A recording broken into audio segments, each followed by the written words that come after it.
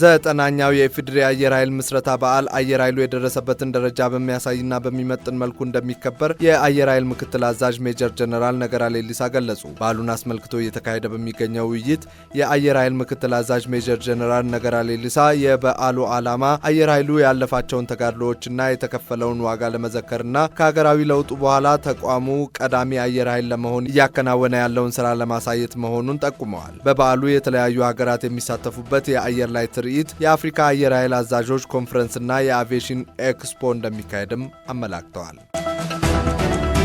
የኢትዮጵያ ምርት ገበያ ኦፓልን ጨምሮ የተለያዩ ማዕድናትን ለማገበያየት የሚያስችል ዝግጅት አድርጌያለሁ አለ። የኢትዮጵያ ምርት ገበያ አዋጅ ከተሻሻለ በኋላ ተቋሙ ከግብርና ውጭ የሆኑ ማዕድንና የኢንዱስትሪ ምርቶችን ማገበያየት የሚችልበት ኃላፊነት እንደተሰጠው አንስቷል። ይህንኑ ተከትሎ የኦፓል ማዕድን ወደ ገበያ ለማስገባት ከማዕድን ሚኒስቴር ጋር በርካታ ተግባራት መከናወናቸውንና ሌሎች ማዕድናትንም ለማገበያየት የሚያስችል ራሱን የቻለ የግብይት ስርዓት ለመዘርጋት በምርት ገበያው በኩል ሲደረጉ የነበሩ ዝግጅቶች ተጠናቀዋል ብለዋል።